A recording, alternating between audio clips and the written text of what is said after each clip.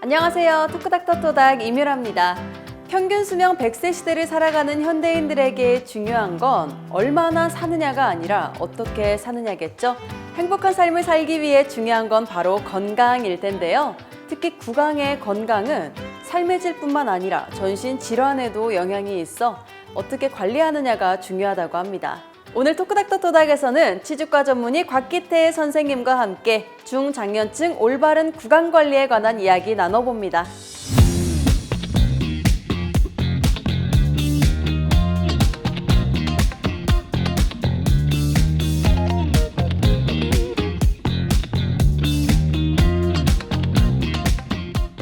선생님 안녕하세요. 네, 안녕하세요. 네, 오늘은 중장년층의 구강 관리에 대해서 말씀해 주실 텐데요. 네. 일단 구강 건강이라는 건 전 연령층에서도 필요한 거잖아요. 네. 근데 특히 중장년층에게 더 필요한 이유가 있을까요? 20대 때는 뭐 하루에 한 번만 닦아도 잇몸이 이상이 없는데 뭐 중년층 같은 경우에는 한 번 닦으면 잇몸이 붓는다거나 냄새가 난다거나 그런 경우가 많이 있거든요. 이런 경우가 뭐냐면 나이가 들에 따라 면역 반응이 떨어집니다. 그래서 구강 위생을 소홀히 한다면 젊을 때에 비해서 빨리 염증도 생기고 염증으로 인해서 치주염으로 이완이 된다면 치아가 흔들린다거나 치아를 발치하는 경우가 많이 있습니다. 중년층에서는 관리를 받으신 분하고 안 받으신 분하고의 구강 상태는 굉장히 차이가 납니다. 병원에 내원해서 스케일링이라든가 구강 위생을 점검받아야 나이가 들어도 틀니라든가 임플란트를 안 할 수가 있습니다. 그래서 정기적으로 관리를 받기를 권유드립니다. 네, 우리가 흔히 알고 있는 속담 중에 소 잃고 외양간 고친다라는 속담이 있잖아요. 네네. 구강 관리에도 딱 들어맞는 속담인 것 같은데 맞습니다. 네, 미리 준비하는 것만큼 잘 준비하는 것도 중요할 것 같아요. 네네. 그래서 준비했습니다. 중장년층 구강 관리에 대한 궁금증 모아마 베스트 3 시작합니다.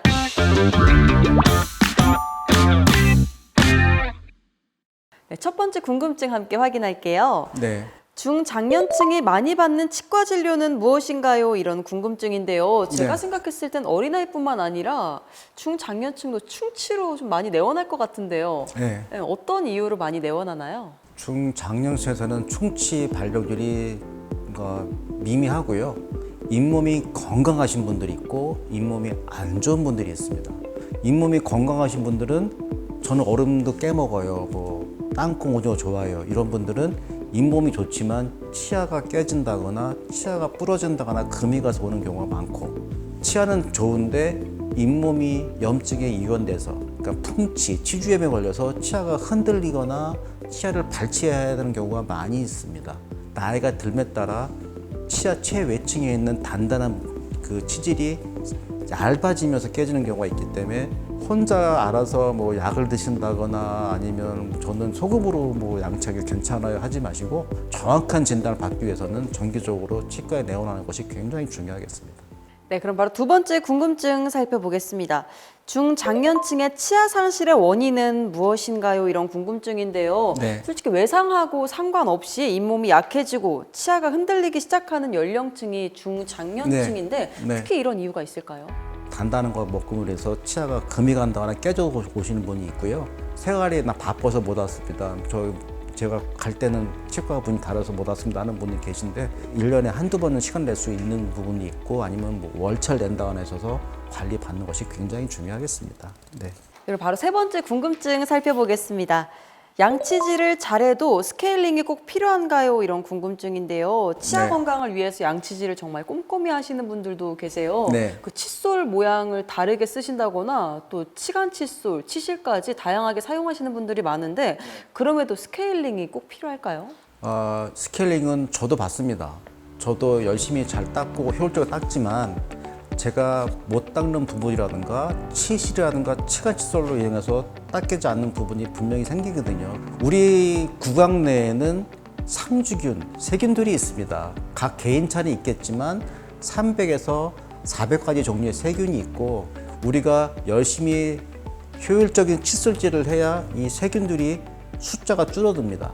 만약에 효율적인 칫솔질을 하지 않는다 그러면 세균은 점점 많아지게 되고 이 많아진 세균이 잇몸이 붓고 치아가 흔들릴 수 있는 원인이 되니까 원인을 제거하려면 제일 좋은 방법은 스케일링입니다. 그래서 1년에 한 번씩 국민건강보험공단에서 보험 스케일링을 할 수가 있으니까 그걸 꼭 잊지 마시고 사용해 보시기를 권유드립니다. 네, 궁금증 좀 해결되셨나요? 궁금증 모아마 베스트 3였습니다.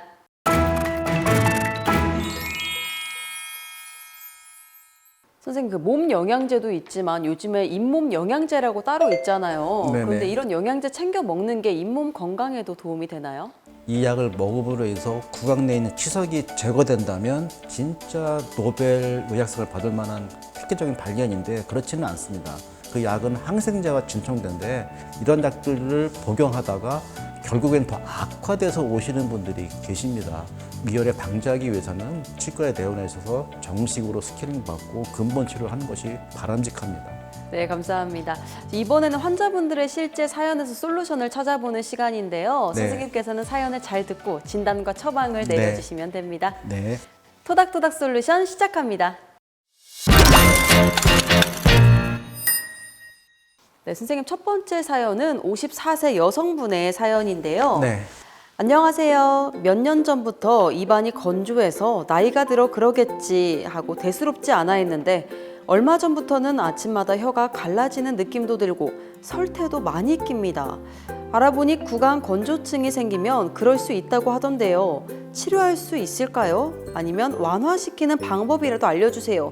입마름이 점점 심해지는 것 같아 많이 불편합니다. 라고 사연을 주셨는데요. 네. 저는 그냥 입이 바짝 마른다라는 느낌이 들 때도 너무 불편한데 혀가 네. 갈라지는 것 같은 느낌까지 든다. 이렇게 네. 사연을 보내주셨어요. 네. 근데 구강 건조증이 꽤 심한 경우인 것 같은데 치료가 가능할까요? 우리가 이런 경우에 중장년층 나이 드신 분들이 폐경이 오게 되면 호르몬al 체인지가 있게 되면서 결과적으로 나타난 경우가 있고요.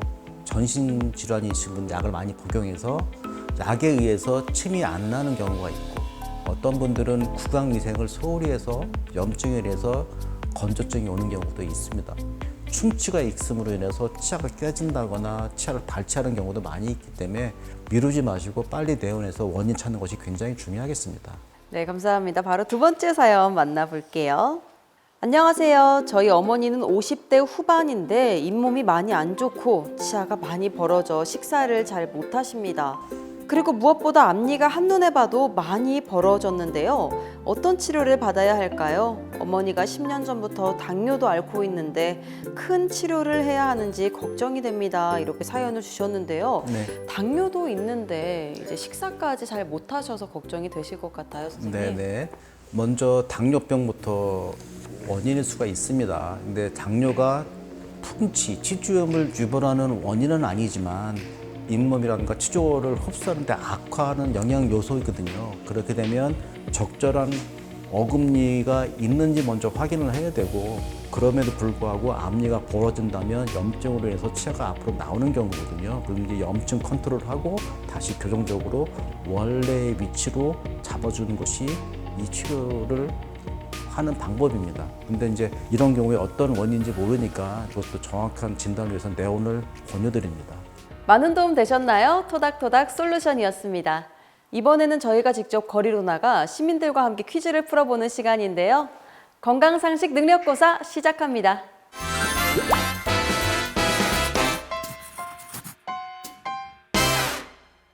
네, 선생님 첫 번째 문제 주시죠. 네, 첫 번째 문제입니다. 잇몸이 안 좋으면 치매에 걸릴 위험이 높다. 맞으면 O, 아니면 X를 선택해 주세요. 첫 번째 문제부터 진짜 어렵네요. 네. 네, 우리 시민분들은 어떻게 답변을 보내주셨는지 화면으로 만나보시죠. 네, 높다고 생각하는데요.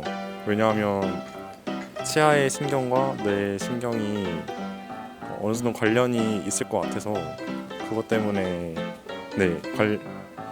치아가 안 좋으면 치매에 걸리는 게 높다고 생각합니다. X.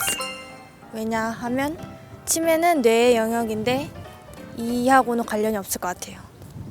네, 질문부터 좀 신선하게 와닿았는데요. 답변을 너무 잘 보내주셔가지고 깜짝 놀랐어요, 저는. 네네. 근데 일단 구강 관리, 구강 건강이 전신 질환에도 영향이 있다고 말씀하셨잖아요. 네네. 그렇기 때문에 치매에도 영향이 있을 것 같은데요, 선생님. 네. 정답이 뭔가요? 정답은 X입니다. 가설이라고 말씀드릴게요. 가설 보면 지금 현재 치과하고 그런 뭐 척추 관련된 뭐 논문이라든가 그런 것들은 나와 있지 않습니다. 그래서 치매하고도 잇몸병하고는 관련이 없습니다. 가설은 가설일 뿐이니까 그냥 거기에 너무 염려도 두지 마시고 그냥 정확한 구강위생을 위해서 열심히 효율적으로 칫솔질하고 병원 내원하는 것이 중요하겠습니다. 네. 네, 그럼 계속해서 다음 문제 주시죠. 네, 다음 문제입니다. 양치 후 구강 청결제를 쓰면 구강 위생에 더 좋다. 맞으면 O, 아니면 X를 선택해 주세요. 네, 이번에 시민분들이 어떻게 답변을 보내주셨는지 화면으로 한 번 더 볼게요. O. 왜냐하면은 구강 청결제니까 구강 청결에 도움이 되지 않을까 싶습니다. X. 너무 많이 사용하면 안 좋다고 들어서 그냥 양치만 하고 끝내는 게 좋은 것 같습니다. 네, 이렇게 또 정답을 보내주셨는데요. 여성분 답변처럼 왠지 많이 하면 또 독이 될 것 같기도 하지만 그래도 어렸을 때 배운 게 있으니까 저는 O라고 선택을 하겠습니다. 네, 정답은 O입니다. 저도 사용하고 있습니다. 아침에 양치 후에 가글제를 입에 머금고 1분 있다가 뱉고 물로 헹구지 않고요. 모든 구강 청결제가 다 좋은 건 아닙니다. 알코올 성분이 많은 경우 같은 경우는 구강을 건조시키는 역할도 하고요. 이제 맛을 좀 좋게 하기 위해서 당분이 들어가 있는 경우도 있기 때문에 이런 것들은 좀 배제해야 되고 치과 선생님한테 어떤 게 좋은가요 여쭤보시고 거기 치과 선생님이 권해주시는 구강 청결제를 이용하시는 것이 바람직합니다. 구강 청결제는 구강 위생에 도움이 됩니다. 많이 사용해 주시면 좋겠습니다. 네, 시청자분들은 정답 많이 맞추셨나요? 지금까지 건강상식 능력고사였습니다.